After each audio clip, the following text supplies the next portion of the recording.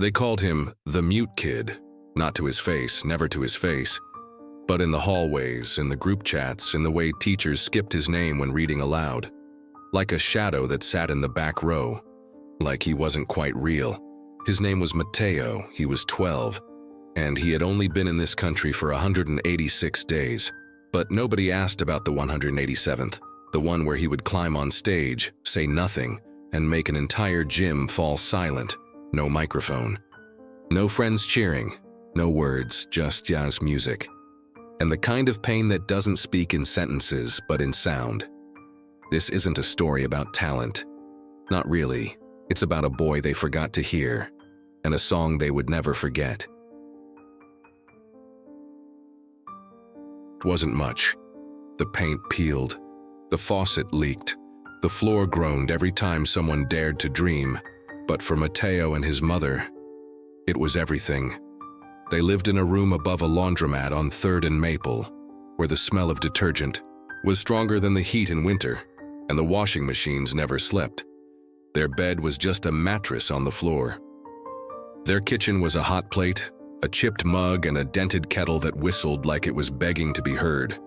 But the window opened, and sometimes, late at night, Mateo would sit beside it, knees pulled to his chest, listening to the rhythm of the city below. Not the cars, not the sirens, but the spaces between them. The pauses, the silences, the wind brushing against aluminum siding, the echo of footsteps in the stairwell, the sound of his mother humming, low and tired. After her second job, she never said she was tired. She never said she was scared. She just hummed, and Mateo memorized every note. They had no piano, no Wi-Fi, no extra blankets, but sometimes, when the machine stopped for just a moment and the city exhaled just enough to be quiet, Mateo would close his eyes, and in his head there was a piano old, out of tune, but real, more real than anything outside the window. He didn't know the names of the notes, he didn't know what a scale was, but he knew what sadness sounded like, he knew what hope felt like. He knew how to turn silence into something else, something like a song. And sometimes when his mother wasn't watching, when the room was dim and the only light came from the cracked window, he would hum, just a little. Just enough to remember that somewhere inside all the things he couldn't say, there was still music. At school, Mateo didn't speak, not because he didn't want to, but because every word in English felt like it didn't belong to him. The vowels were sharp, the consonants too quick. Sentences unraveled in his mouth before they ever reached the air. So he listened instead to everything. To the sigh in a teacher's voice when she handed him another worksheet he couldn't read. To the laughter in the hallway that wasn't meant to be cruel, but landed like stones anyway. To the silence when his name was skipped during roll call, or worse, when it was said wrong again. He became good at disappearing. Good at folding himself into the background. Good at shrinking. At lunch, he sat alone. Not because no one invited him, but because no one noticed he hadn't been invited. The other kids shared snacks and inside jokes, snapped photos, filmed TikToks. They had followers. He had fragments. Mateo chewed slowly, silently, from a lunch wrapped in reused foil. He saved half of it for his mother, and when someone passed and muttered, "Why is he so weird?" he didn't flinch. Not anymore. He just tucked the sound inside, like he did with everything. He was learning, but not what the teachers thought. He was learning how to read people without words, how to tell when kindness was real and when it was practiced, how to survive in a place that only made room for noise, while he carried symphonies no one could hear. He never raised his hand, but if you looked closely, you'd see his fingers twitch on the desk like they were playing notes only he could feel. There was one place, though, one corner of the school where noise didn't demand answers. The music room. No one watched him. There. No one asked him to speak, and in the far corner under a dusty tarp sat an old piano. Most keys worked. Some didn't, but Mateo didn't care. He didn't need all of them, just enough to make silence sound like something else. It sat in the corner like a secret no one bothered to tell. The piano, old, unloved. its wooden frame scratched, one leg slightly shorter than the others. The bench was crooked, the cover peeled like old bark from a tired tree. But to Mateo, it was the only thing in the room that didn't ask questions. One afternoon, when the bell rang and the classroom emptied like a tide pulling back, Mateo stayed behind, just a little longer. Just long enough. He waited until the last footsteps faded down the hallway, until the click of the door lock echoed like permission.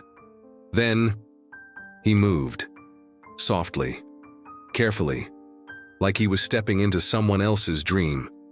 He pulled back the tarp. Dust rose into the air like a sigh. He sat. His fingers hovered. He didn't know what note to press. Didn't even know the names. But something inside him, something quiet and aching, reached first. A single note. It rang out softly, imperfect. Then another, and then another. He wasn't playing a song, not really. He was testing the shape of sound, learning what truth felt like in wood and wire. And in that little room, in that stolen moment of silence, Mateo began to speak. The keys weren't smooth, the piano wasn't in tune, but it didn't matter, because the instrument didn't ask for grammar. It didn't laugh when he stumbled, it didn't care where he came from or what he couldn't pronounce, it just listened. And Mateo played what he remembered. Not melodies from books, but from footsteps at dawn, from his mother's quiet hum, from the sound of tires on gravel roads that led away from home. It wasn't beautiful, but it was honest. He didn't notice that someone heard him. He didn't notice that the door had never fully closed, that a sound, however small, will always find its way out. And for the first time, Mateo didn't care who was listening, because at that piano, he wasn't just the mute kid anymore. He was a boy with something to say, and finally, a voice to say it with. It was just a piece of paper, taped to the bulletin board outside the gym, fluttering slightly every time the door opened. Annual talent show, sign up below, written in red marker, underlined twice, a smiley face in the corner. Someone had drawn musical notes. Someone else had crossed them out. The list already had names. Lily and her flute, Jason and his dance crew, Jada, who always sang Adele like she'd lived through 4 divorces. Mateo saw it on a Tuesday. He didn't walk toward it, not right away. He passed it twice, 3 times. Each time his eyes caught it like a hook in the corner of his vision. But he kept walking. He wasn't supposed to want this. He wasn't like them. He didn't have an act. He didn't have a costume. He didn't even have words, just his hands, and that piano. That afternoon, when the halls emptied, when the buzz quieted, and only the janitor's mop echoed at the far end of the floor, Mateo stepped forward. He picked up the pen someone had left hanging by a piece of twine, and wrote his name. 3 letters in, he almost stopped, but he didn't. He finished it. Mateo. No act name, no description, just a name. And then he walked away. The name didn't go unnoticed for long. By 3rd period, it had spread. Mateo. Who even is that? Wait, that Mateo, the one who doesn't talk? Bro, I didn't even know he had a voice. Then came the laughter. Yo, someone record it when he goes up. This is gonna be legendary. A mime act? That'd be the most he's said all year. And finally, the videos. Phones aimed at him during lunch. Captions scrawled across screens. The silent star. Mateo's big moment. Mine pray for the piano. Mateo didn't respond. Not with words. Not with fists. Not with anything. He just stared at his hands. The same hands that had written a song. A song no one had heard. A song no one believed in. Yet. That night, in the room above the laundromat, Mateo played without touching a single key. He sat cross-legged on the floor, eyes closed, fingers dancing across air, chasing a melody no one else knew. And in the silence between those imaginary notes, he made a promise. He would not speak. Not with words. Not with defense. Not with explanation. He would let the music speak. for him, and if it failed, at least it would fail honestly. The days that followed were long and loud, louder than they had any right to be. It started with whispers in the hallway, then snickers at lunch. Then came the comments muttered, just loud enough to reach his ears, but never meant to be answered. "Hey, Mateo, you gonna play the silent piano? I heard he's gonna stare at the crowd until they cry. Bet he's only doing it so he can skip class." They laughed. They always laughed, sometimes behind their hands, sometimes straight at his face. One boy printed a fake talent show poster and taped it to Mateo's locker. At the bottom, under a black and white photo of a cartoon with tape over its mouth, the caption read, "Starring Mute EO. A performance so quiet it's not even happening." He read it, tore it down, threw it in the trash without a word. They wanted a reaction. He gave them silence, not because he didn't feel it, but because he was saving every feeling for something else. He didn't stop writing. Each night after his mother returned from her shift, he would wait until she fell asleep in the chair, arms crossed, shoes still on. Then he'd sit at the edge of the mattress and hum what he couldn't write, and imagine the old piano in the school music room listening. One evening, when the teasing was worse than usual, when someone had shoved him slightly in the stairwell and hissed, "Go back to where you came from," he didn't cry. He just stood in front of the cracked mirror in the bathroom and studied his reflection. He looked tired, not weak, just tired. And in his mind, the song changed key. The gymnasium was already full when Mateo arrived. Folding chairs creaked under nervous parents. Cell phones blinked in every direction. Teachers adjusted clipboards and murmured about timing and transitions. The string lights hung low, flickering, like they might give up at any moment. Backstage, performers paced in sequined outfits and slicked back hair, carrying props, fixing makeup, rehearsing one last time. Mateo sat in the farthest corner, alone. A single sheet of crumpled paper in his hand, his song, scribbled in symbols and shapes only he understood. He wasn't nervous, he was past nervous. He felt like he was waiting for a storm that had already begun. The acts before him blurred together. Comedy skits that dragged too long, dance routines that ended with forced applause. A boy who juggled apples until one rolled into the crowd. Then they called his name. There was a pause, the kind of pause that feels like a collective breath being held for the wrong reason. Someone laughed in the second row. Another kid elbowed his friend and whispered, "Get ready." Mateo walked out. He didn't wave, didn't bow, didn't smile. He crossed the stage like he was walking through water. The piano stood in the center, old and exposed. He sat. No one spoke. No one needed to. He closed his eyes, not to block them out, but to bring something in. And then he played. The first note trembled, not from fear, but from memory. It was soft, almost not there. Then another followed, then two more. The melody began like a walk-through, a memory, slow, uncertain but steady. The crowd fidgeted. Someone crinkled a snack bag. A teacher shifted in her seat. Then came the left hand, low, heavy chords like doors closing slowly. Then the right, light, hesitant, climbing up toward something unseen. It wasn't a song they knew. It wasn't polished. It wasn't clean. But it was alive. It spoke of gravel roads and plastic chairs, of border crossings and goodbye hugs that never lasted long enough. It carried the weight of two languages and the silence in between. Halfway through, something happened. The noise stopped. No whispers, no laughter, no movement. Even the air seemed to lean in. By the time the final verse arrived, a rise, then fall, then the softest breaking chord, the room wasn't just listening, it was feeling. He lifted his fingers. Silence. But not the cruel kind. The kind that says, "We see you now." One clap, then two. Then the gymnasium stood, like something ancient had risen through them all at once. Mateo didn't smile. He simply stood, nodded once, and walked off stage, still without saying a word. Because what? He had said no language could match. He hadn't clapped, not once.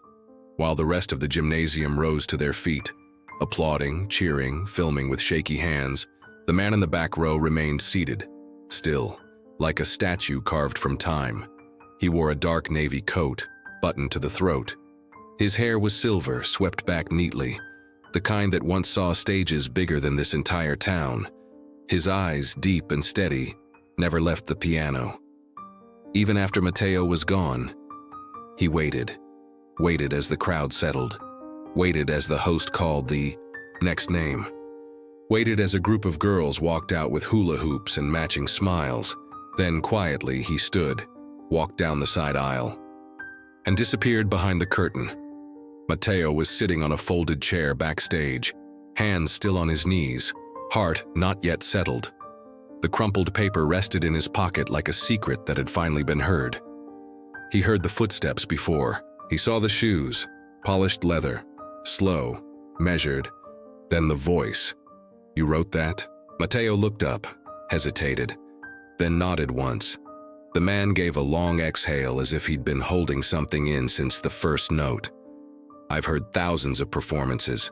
Perfect ones, impressive ones, loud ones. But that..." He paused. "That was none of those things. That was something else." Mateo didn't answer. He didn't know how to. The man reached into his coat and pulled out a simple business card. White, embossed, clean. "My name is Alistair Rowe," he said. "I'm the director of the Eastbridge Conservatory. I was here tonight for my nephew, but I think I was meant to hear you instead." Mateo stared at the card in his hand. Words in a language he barely trusted. Names of places he had never seen. But something about the way the man stood, not waiting, not forcing, just offering, made it feel real. "We offer scholarships to students with unique voices," Alistair continued. "Usually that means vocalists, composers, prodigies with resumes longer than your arm." He smiled slightly. "But sometimes it means someone who can tell a truth with a single chord." Mateo's lips parted. Not to speak, just to breathe. "You don't need to decide now," Alistair said. "But if you're willing to come play for us, we'll listen." He gently tapped the card once, tucked it into Mateo's hand and turned to leave. And for the first time that night, Mateo whispered something so quietly, it almost vanished between breaths. "Thank you." Alistair stopped, then nodded, without turning around, and Mateo sat there a moment longer, the card warm in his palm, the echoes of the piano still trembling in his chest. He had not won anything that night. No medal, no trophy, no ribbon. But something far more dangerous had happened. He had been heard. The laundromat was still open when Mateo returned. Its lights buzzed faintly above the rows of machines, some of them spinning, some of them just humming, like they too were exhausted but didn't know how to stop. He climbed the narrow staircase, slowly, every step still echoing the rhythm of the keys he'd played hours ago. The business card was still in his pocket, pressed flat against his thigh like it might vanish if he let it go. Inside the apartment, the lights were off. Except for one. The small lamp on the kitchen counter, where a single bowl of reheated soup waited beside a folded napkin and a note. "Te amo. Mama." She wasn't home yet. She'd taken an extra shift at the diner. Again. Mateo sat down, the chair creaking beneath his weight. Not because he was heavy, but because everything in that apartment was built from tired bones and second chances. He didn't touch the soup. Instead, he reached into his pocket and laid the card on the table. It looked strange under the kitchen light, clean, expensive, foreign. A sharp contrast against the worn formica and peeling wallpaper. Small, silent thing that somehow carried the weight of the future. He stared at it for a long time, long enough for the soup to cool, long enough for the hallway door to unlock. His mother entered slowly, her shoulders sagging, apron still dusted, with flour and faint grease stains around the edges. Her hair was pinned back carelessly, and her hands were red from scrubbing. But when she saw him, her eyes lit up. "Mi amor," she said, voice soft but surprised. "You're still awake?" Mateo didn't speak. He stood up, turned the card around, and handed it to her. She took it carefully, eyes squinting as she read, lips moving silently with each word. Then silence. A deep, trembling kind of silence. She didn't ask what it meant. She knew. She'd heard his silence his whole life. She had been reading it long before anyone else could. And tonight, for the first time, that silence had answered back. She placed the card on the table very gently, like it was something breakable. Then she stepped forward and wrapped her arms around him. Not tight, just enough. And Mateo, who hadn't cried in months, closed his eyes and let his body lean. They didn't say a word. They didn't have to. Because for years, she had carried every unspoken thing he couldn't name. And now, he had given it a sound. When she finally pulled away, her hand stayed on his face. "You don't have to go," she whispered. But then, after a pause, "But if you do, I'll walk you to the door." Mateo nodded. She smiled. And for the first time in his life, he felt something shift. Like the walls of that tiny apartment had made space for something new. Not escape, not rescue, but possibility. The conservatory looked nothing like the world Mateo knew. Its walls were made of stone and silence. The kind of silence that didn't come from absence, but from discipline. The gates creaked open like a warning. Inside, arches reached toward ceilings Mateo couldn't see, and windows spilled light across tiled floors polished so clean they reflected your doubts back at you. Students moved like they belonged there.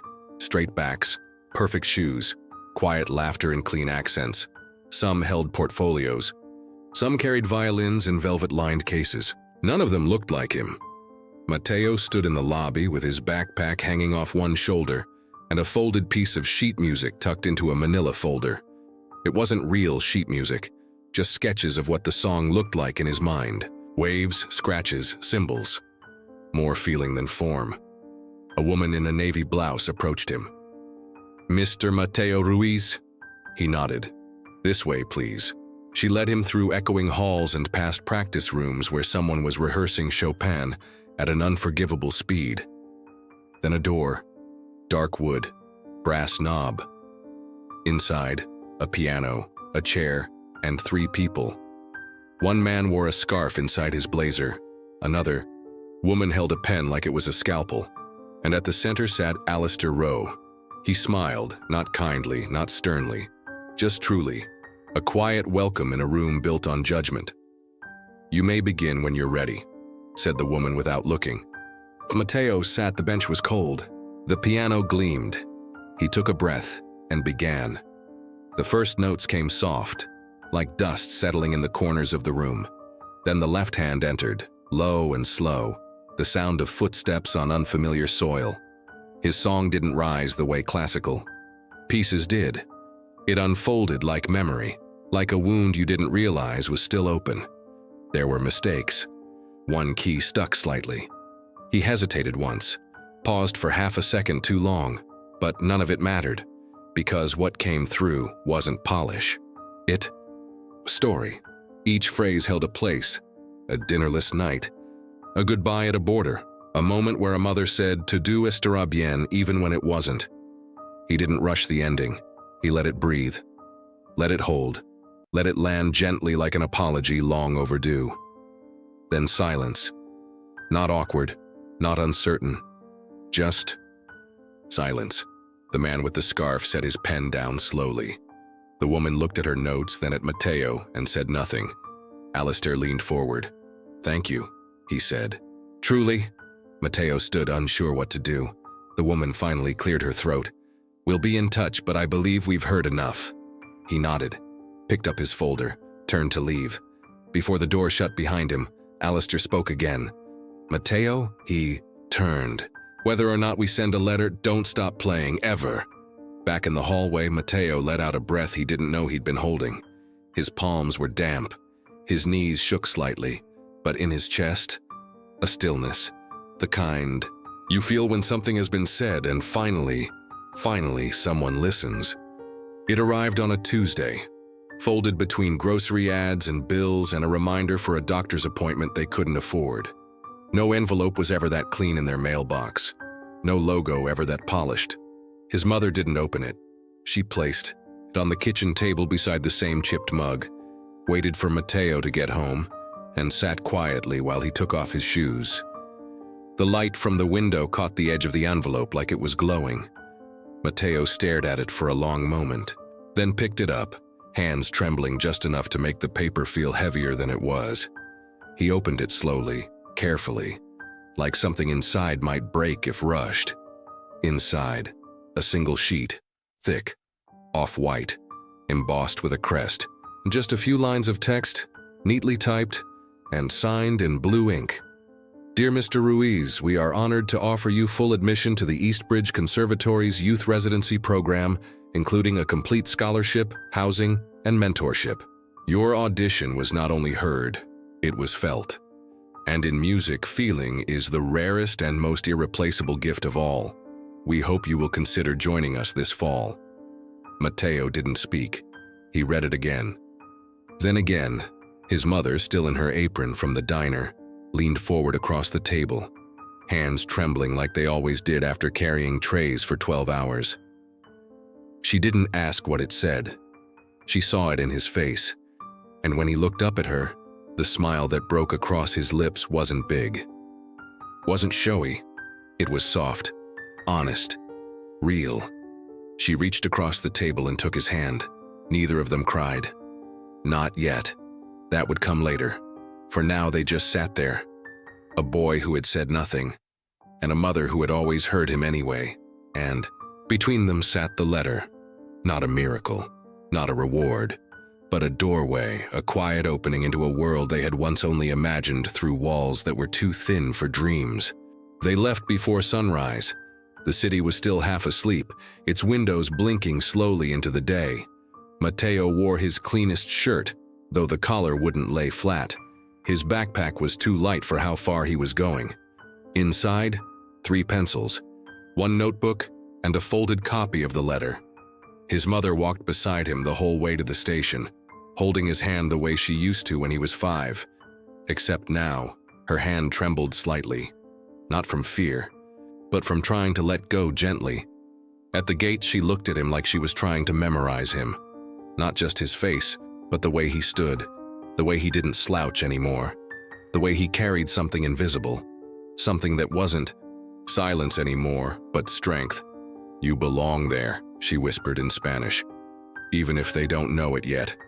He nodded. Then, because it was important, he whispered back, I'll play for you. Then he boarded the bus. She didn't cry until it was gone. Eastbridge was a different world. The dorms looked like miniature castles. The walls were covered in portraits of people with names he couldn't pronounce. There was a music library the size of an airport. Even the trash bins were quiet. Students moved through the halls like rivers of sound. Confident, polished, fluent, in things Mateo hadn't even known existed. They carried sheet music in folders thick as textbooks. Some wore scarves in the summer. Some had already played in concert halls on other continents. Mateo clutched his backpack and said nothing. No one noticed him arrive. No one asked where he was from, but they noticed other things. His clothes, his accent when he said his name, the way he looked around as if the floor might disappear under him. The first day was an avalanche. Theory classes where the professor spoke, in numbers and symbols that danced too fast to catch. Ear training, where everyone sang intervals on command. Group rehearsals where he was handed sheet music and told, measure 32 is your cue. He tried, but the lines blurred. The notes floated off the page. The others played ahead of him, around him, through him. He couldn't keep up. By dinner, he ate alone. Not because he was afraid, because he was tired of guessing, of pretending, of trying to belong in a language that still didn't trust him. That night, he didn't unpack. He lay on top of the blankets, eyes open, listening to the sounds of the building breathing. A violin somewhere down the hall, laughter outside his door, a piano far away practicing something too fast, too perfect. He closed his eyes and imagined the piano back home, broken, chipped, singing off key. It had never cared if he missed a note. It had only asked him to mean it. It was past 11 when he found it, at the end of a narrow hallway no one used, behind a door with chipped paint and a broken handle. Room 2W. The brass plaque was bent, like someone had once tried to rip it off in a hurry. Inside, a dusty upright. Piano, a cracked window, and silence. Perfect silence. Mateo stood in the doorway for a long time, unsure if it was allowed, unsure if anything here belonged to someone like him. Then he stepped in. No one stopped him. No one even knew he was there. The walls smelled like old paper and varnish. The air tasted still, like it had waited a long time to be stirred. He sat on the bench. The keys were yellowed, some stuck. The middle C was sharp. The low A didn't work at all. It didn't matter. He placed his fingers down gently. No warm-up, no assignment, no expectation. He played. Not what they had given him in class. Not the Mozart exercise. Not the theory drills. He played what he knew.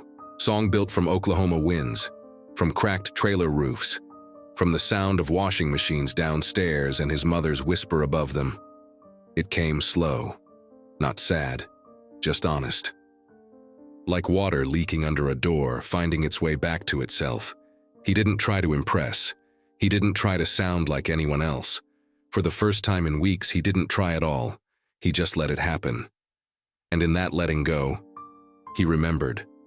Not just the boy on stage in the school gym, but the boy who sat cross-legged on the floor with closed eyes and silent hands.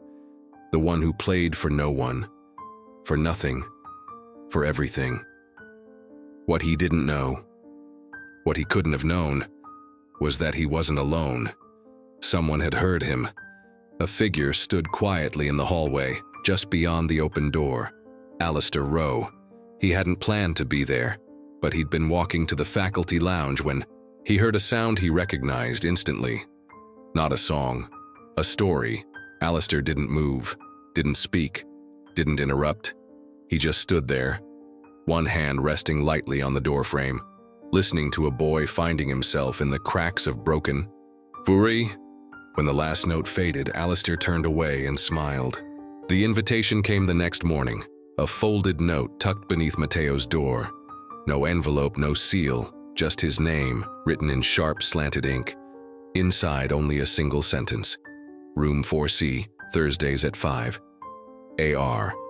Mateo stared at it for a long time, unsure if it was real, unsure if it was meant for him, but he went anyway. Room 4C wasn't on the map they gave students. It was down a flight of stairs behind a storage room, through a door that creaked like it hadn't opened in years. Inside, one upright piano, a single chair, a stack of blank staff paper, and Alistair Rowe. No other students. No syllabus on the wall. No clock. Sit, Alistair said, not unkindly. Mateo sat for a long moment. Neither of them spoke. Then Alistair reached for the stack of paper and held up a blank page. This is where most students begin, he said. With rules, with structure, with form. He lowered the page. But not you. Mateo's eyes flickered. You don't play like someone trying to impress. You play like someone remembering something. Mateo didn't answer. Alistair didn't expect him to. This isn't a class, he said. It's not part of the program, it won't show up on transcripts. But it's yours. Every week, just you and the music, nothing to prove. Mateo blinked, then nodded, and they began. At first, they didn't play much. They talked, or rather, Alistair talked. Mateo listened. He spoke of spaces in music where silence does more than sound, of composers who scribbled entire symphonies on prison walls, of notes that meant nothing if they weren't earned. Then he asked Mateo to play. No assignment, no direction. Whatever lives inside your hands, he said. Let that out. And Mateo did. Week after week, they met in that forgotten room, away from the polished floors and perfect pitches. Alistair asked questions not about theory, but about story. What were you trying to say with that pause? What memory was hiding inside that minor chord? What did it cost you to hold that final note as long as you did? Mateo didn't always answer. Sometimes he just lowered his eyes. But other times, when he trusted the silence enough, he whispered truths even he didn't know he'd carried. The other students began to notice. Not what he said, because he still rarely spoke, but how he played. Softer, stronger, clearer, not flawless. Never flawless, but fearless. They called him Rose Project. Some said it with envy, some with pity, but Alistair never explained. And Mateo never cared, because in that dusty room beneath the school, he wasn't being trained, he was being seen. And for the first time since he left the trailer above the laundromat, he felt something bloom inside his chest. Not like applause, but like purpose. It wasn't supposed to be him. The annual faculty showcase was a formal affair, grand, gilded, unforgiving, held in the conservatory's great hall under chandeliers that flickered like galaxies frozen in glass. Every year, students were chosen. By merit, by ranking, by tradition. Each performance curated, rehearsed to perfection, no surprises. Except this time, there was one. One solo slot, one closing piece. And Alistair gave it to Mateo. No announcement, no explanation, just a list pinned to the bulletin board outside the main office. His name at the bottom, alone. Mateo Ruiz, final performance. The reactions came fast. Wait, him? He barely reads sheet music. Rose charity case is closing the show? The whispers weren't loud, but they carried, down hallways, into classrooms, under doors. Mateo heard them, he always did. He just didn't answer. He had stopped, trying to explain his existence to people who only understood volume. The night of the showcase, he wore the same black shirt he'd worn at his audition. No blazer, no tie. Nothing extra. He combed his hair the way his mother liked, parted but not too neat. Backstage, students waited with practiced smiles and perfectly folded programs. They carried portfolios of preparation. He carried one sheet of paper, handwritten. Bare, crinkled at the corners. The performances before him were flawless. A Baroque trio that played so tight it felt mechanical. A soprano whose voice floated like smoke over fire. A jazz pianist who dazzled, fingers moving like magic. Then the lights dimmed, and his name was called. He walked alone onto a stage built for people with more polish, more pedigree, more everything. The grand piano waited at center stage like a challenge. He sat. For a moment he looked out, at rows of strangers, faculty, donors, skeptics. He didn't smile. He didn't bow. He just closed his eyes and played. The song didn't begin.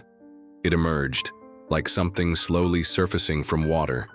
The left hand murmured, gentle and deep, the sound of memory moving through soil. The right hand answered, light but aching. A boy looking out of a bus window for the last time. The melody climbed in waves, sometimes smooth, sometimes broken, like trying to translate a dream across languages that don't want to understand each other. There were pauses, not mistakes. Moments, little silences where feeling lived. A hesitation before forgiveness. A breath between goodbye and letting go. The quiet before a mother says you belong there, even when her heart disagrees. The notes didn't dazzle. They confessed, and when it ended, no applause. Not at first, just air. Thick, still, gripping. Then, a single sound. A chair scraped softly against the wooden floor. Someone stood, then another, and then the room rose, row by row. Not in excitement, not in celebration, but in reverence. Phones were raised, but not to perform the moment. To remember, to prove it had been real. Backstage, Mateo didn't cry. He sat in the dressing room chair, hands still tingling, the imprint of the key still warm in his skin. Alistair entered. He didn't speak at first, just sat beside him and took a long breath. There are students here, he said quietly, who've spent years learning how to sound like a bell. He turned, looked Mateo in the eyes. But you sound like a life. Mateo looked down, unsure what to say. Then, without lifting his gaze, he said the only thing that mattered. Thank you for listening. If this story found you, even just a little, please consider sharing it with someone who needs to feel heard. And if you believe in stories that heal, that whisper instead of shout, we'd be honored to have you join us here. Subscribe to the channel, not for numbers, but for more moments like this, quiet, honest, and full of heart.